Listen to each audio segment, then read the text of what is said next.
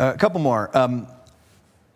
Can you give some practical ways? People have often guilt in their past, great guilt, a little bit of guilt, whatever it is about. Not talking about forgiving others, forgiving. I was almost like forgiving yourself, I guess. Yeah. I did this in the marriage. It affected my kids. It affected my life. It, whatever it was. Talking about how you can move past that guilt into really freedom and forgiveness for yourself. Yeah, great question, and it's actually a similar process. So knowing that I'm forgiven and is different than feeling forgiven. Mm-hmm. So being able to, for asking the question, why do I not feel forgiven?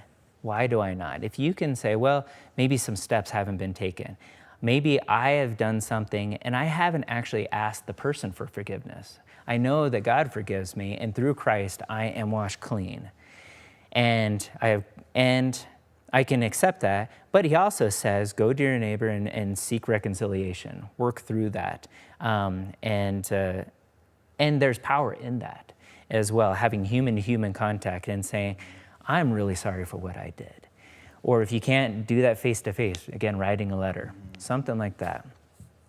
But the other thing is also being able to bring it up, again, bringing it into the open. I still feel guilt for this. And sitting with somebody that will actually ask you the questions. Why is that? Yeah. What comes up for you? That's what a counselor would do. A counselor would say, what comes up for you when you say that? Where do you feel it in your body? They'll actually try to process it physiologically as well as cognitively, as well as spiritually.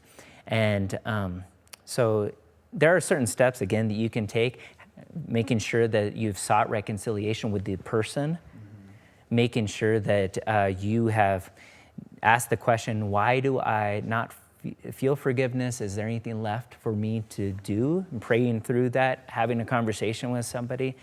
And then if you still have done all the steps and you still feel that, again, it can be sitting with a counselor, trusted advisor to say, can you help me to work through this? It's still stuck inside of me. And sometimes having that in conversation can be helpful, but sometimes actually seeing a counselor can help you to process all the stuff in our bodies, because our bodies contain everything that we've done in the past that's been traumatic. Yeah, and is it similar, because when you talked about forgiving others, you said sometimes you can't go forgive them. Right. There's times too in this where you go, I can't go back and ask for forgiveness from that person. And so that's one to ask about that. That's where I feel like you might be really keeping guilt and going, I can't do anything. The step I would take, I can't do anything about. Yeah. Yeah, and if they're not there, we have found that letter writing can be actually a great exercise. Even if you can't send it to them, writing a letter to them can be a wonderful exercise. What does that do for you, I guess, to do that? That's maybe what I'm trying to get at. Yeah, so what it does is it actually, so oftentimes our feelings are just a gobble of mess inside, who is like somebody in scripture says, the heart is deceitful above all things, who can understand it, right? And it's because it's just a mess. And what writing things out does is at least it takes that mess and it puts it into lines, and it helps, and again, it slows us down and gets the feelings out so that we can actually attend to them. What actually is going on inside of my heart? I'm going to write this out. And I'm going to then try to work this out relationally. If I did something to somebody else and I feel really awful about it, can I write that out and say what I want to say to them, and so that by the end of that, I can honestly say I've done everything that I could to make amends and to reconcile things as well, so that we can move on, and they can move on, and I can move on.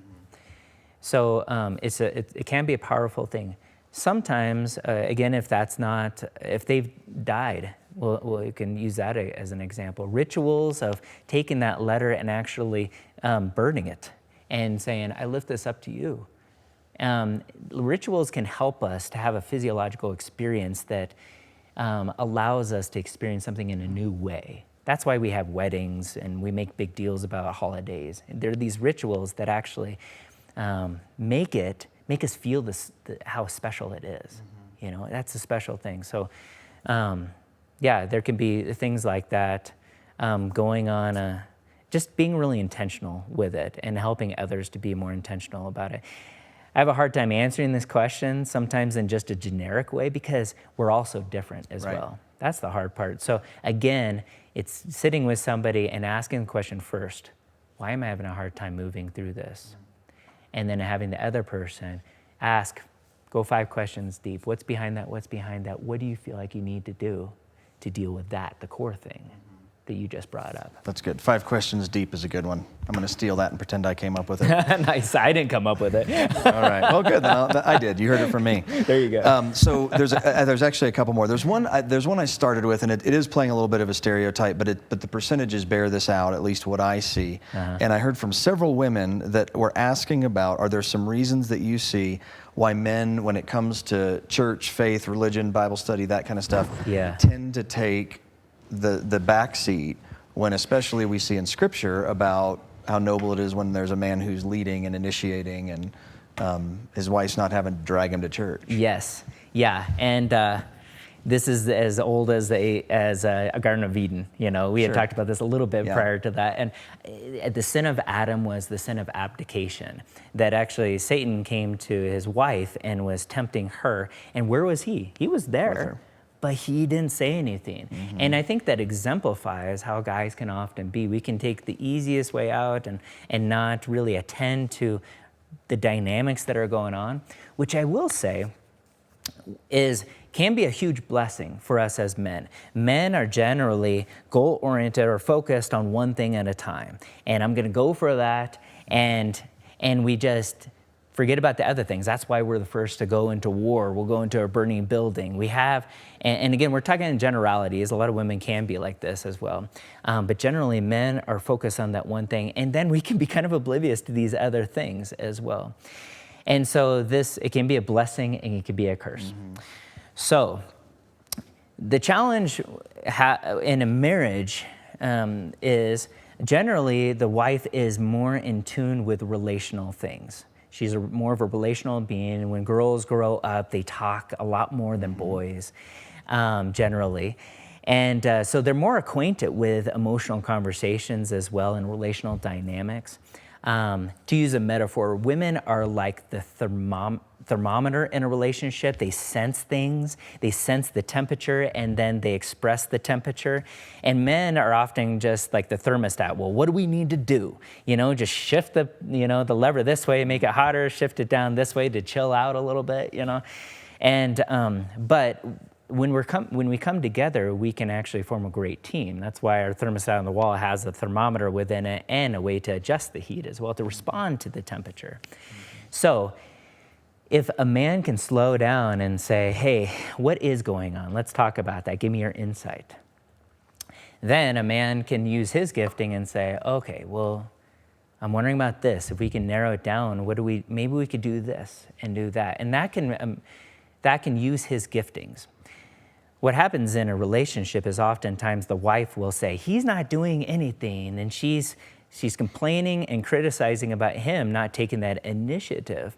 And then he gets frustrated, and he's like, she's complaining all the time that I don't do anything. And it's because I want to go to church, or I don't want to think about these things. I just want to watch the game or go out hunting or something, you know? And so if the wife can actually frame it in a way where she says, I recognize I want you to be the leader, and I trust that God has given you the giftings for that.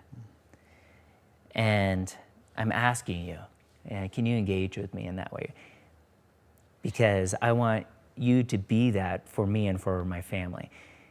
Guys respond to that a lot more than you're not the leader, you're not stepping up, you know? So again, if you can call out the best in your man, instead of criticizing, that can help a whole lot. Yeah, it feels like it sort of hits that heroic impulse that men tend to have. Exactly, and they want to be the hero. They want to be the competent leader.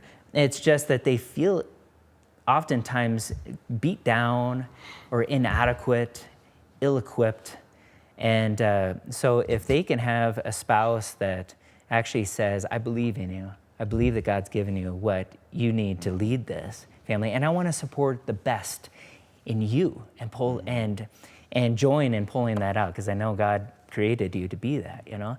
Man, I mean, guys will oftentimes rise to that and say, oh, okay, I want to be that. Thank you for the encouragement rather than the criticism. Right. All right, last one, and then I'm going to ask him a few questions. We'll do a separate video just very quickly about for people with little kids at home, and how do you, just some of the complexities of being married and having little kids and time and all that sort of stuff. People have been married a while. We've got a pretty good marriage. It just seems to be getting boring now. What are ways that we've been married for a while? How can we sort of keep things fresh and not have it be boring? Yes, I love this question because it's needed. A lot of times in marriage, we seek safety and security and predictability. As in, we want our spouse to always be there for us. We want, for some of us, dinner to be served at a specific time. We want to have sex regularly. We want to have predictability and security. And yet, if we get that, oftentimes it can be boring as well. There's also a negative side to that. So how can you have safety and security and you have novelty and excitement? And so one of the best things that you can do is actually pursue your individual growth, not just your relational growth. Okay. If you guys are pretty good as a couple, you know, I would suggest actually finding what brings you alive and continue to grow. So the reason why it's so exciting when couples date and they're newly married is because they're getting to know each other. Right. The reason why it becomes mundane is because they feel like they know each other. Mm-hmm. And there's nothing more to learn. And it's because oftentimes we'll stop growing. But one of the best things about being alive is that we get to grow and learn. And so if we say, well, I want to be with somebody who's alive and I want to experience new things with them. Well, what about me? I want to give that to them too.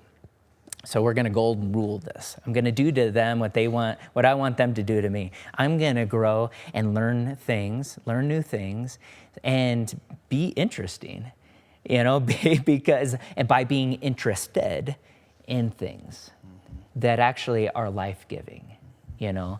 So there are a lot of things in our culture right now that are not life-giving and can actually just bring dissent and dissension and division and all that. But there are a lot of things that bring life. You know, how are you, what interests are you pursuing? What are you growing? How are you growing individually? What skills are you growing? You know, what hobbies do you have? And so that brings variety is the spice of life, as they say, right? Am I pursuing the spice of life individually? And am I bringing that into my relationship as well? So that's one great way of actually introducing excitement into your relationship. Well, and I wonder too, if you know one of you has more bent to like adventure and one's a little more on the safety side, to just go, maybe I should defer over to him or her, or whoever has that more adventurous sort of natural spirit. Yeah, and that's a great, and to honor both. We need both, but maybe it's like the ticking of a grandfather clock. Maybe we can honor the gifts and the sensibilities and even the personality that God's given you for a little bit. What do you want to do?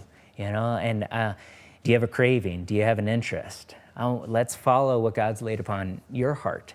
And then let's let the clock tick over my side. If I want safety and security, maybe we cuddle up on the couch and we don't just watch like the mundane movie, but something that really interests you. Or what's something new that could provide a sense of security, you know, for you? Maybe we could go to another level of closeness. You know, if your bent is more relational than it is individual and adventure oriented. That's good. Yeah. Thank you. And thank you for doing this. We're going to do another video, and we'll talk specifically about kids. So people that have young kids at their house will get some more insight here. But big thanks to Sean Taylor from Cornerstone Christian Counseling.